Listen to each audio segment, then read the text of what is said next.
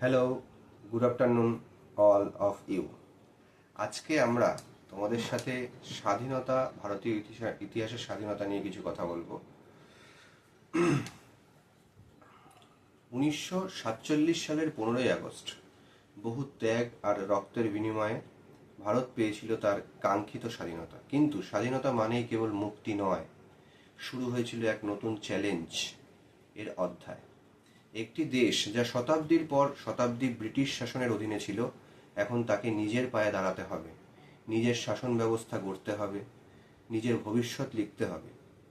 আজ আমরা জানব স্বাধীনতার পর ভারতের রাজনৈতিক পরিস্থিতি কেমন ছিল, কিভাবে এই বিশাল দেশটি ধীরে ধীরে গণতন্ত্রের পথে এগিয়ে গেল।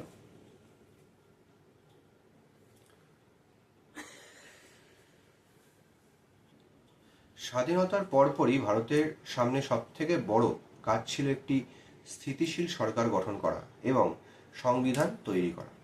1947 থেকে 1950 সালের মধ্যে ডক্টর বি.আর. আম্বেদকরের নেতৃত্বে গঠিত সাংবিধানিক সভা ভারতের সংবিধানের রচনা করে।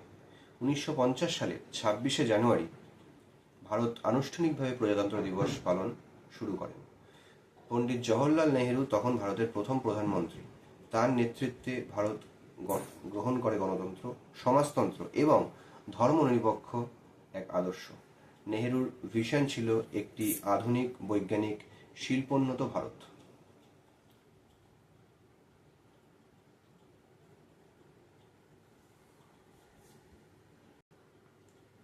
দ্বিতীয় পর্ব, নেহেরু যুগের রাজনীতি। নেহেরুর আমলে কংগ্রেস ছিল ভারতের প্রধান রাজনৈতিক শক্তি। তিনি পরিকল্পিত অর্থনীতি, পঞ্চবার্ষিকী পরিকল্পনা, শিল্পায়ন ও শিক্ষা প্রসারে জোর দেন। তবে সীমান্ত সমস্যা ও কাশ্মীর ইস্যু তখন থেকেই ভারতের রাজনীতিকে নাড়া দিতে শুরু করে। 1962 সালে চীন ভারত যুদ্ধ ভারতের আত্মবিশ্বাসে বড় ধাক্কা দেয়। এরপর 1964 সালে নেহেরুর মৃত্যু ভারতীয় রাজনীতিকে এক শূন্যতার সৃষ্টি করে। তৃতীয় পর্ব, রাজনৈতিক পরিবর্তন ও ইন্দিরা যুগ।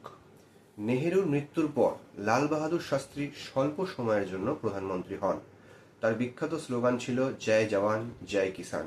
কিন্তু 1966 সালে তার মৃত্যুর পর ইন্দিরা গান্ধী ভারতের প্রধানমন্ত্রী হন। ইন্দিরা গান্ধী ছিলেন এক দৃঢ়, জনপ্রিয় ও বিতর্কিত নেতা। তার সময়ে ভারত পারমাণবিক শক্তি হিসেবে আত্মপ্রকাশ করে।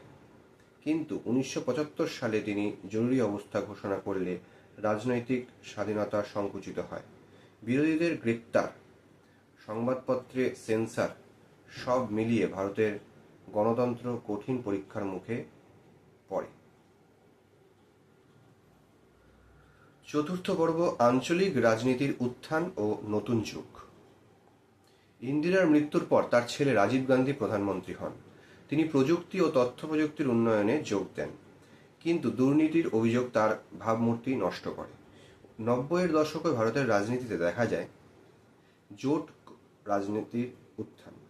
কংগ্রেসের একছত্র আধিপত্য কমে আসে। আঞ্চলিক দলগুলো যেমন শিবসেনা, তৃণমূল কংগ্রেস, সমাজবাদী পার্টি, বিএসএফ গুরুত্ব পেতে থাকে। পিভি নরসিমহা রাও ও মনমোহন সিং অর্থনৈতিক উদারীকরণ নীতি গ্রহণ করেন। ভারতের অর্থনীতি ও রাজনীতি দুটোই এক নতুন যুগে প্রবেশ করে। পঞ্চম পর্ব, আধুনিক ভারতের রাজনৈতিক বাস্তবতা। 2000-এর দশকে ভারতীয় রাজনীতি আরও প্রতিদ্বন্দ্বিতামূলক হয়ে ওঠে। বিজেপি ও কংগ্রেস, এই দুই প্রধান দল ছাড়াও আঞ্চলিক জোটগুলোর প্রভাব বাড়তে থাকে।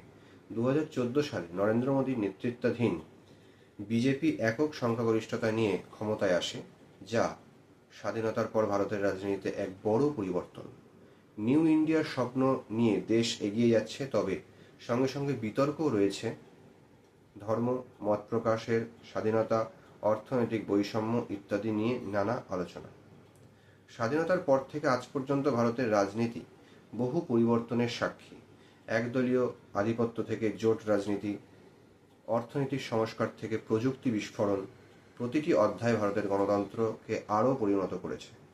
আজও ভারতের রাজনীতি নানা চ্যালেঞ্জের মুখোমুখি, তবে একথা বলা যায়, গণতন্ত্রের এই দীর্ঘ যাত্রায় ভারত প্রমাণ করেছে ভিন্ন মত, বিতর্ক আর পরিবর্তন, এগুলোই প্রকৃত গণতন্ত্রের প্রাণ। Thank you.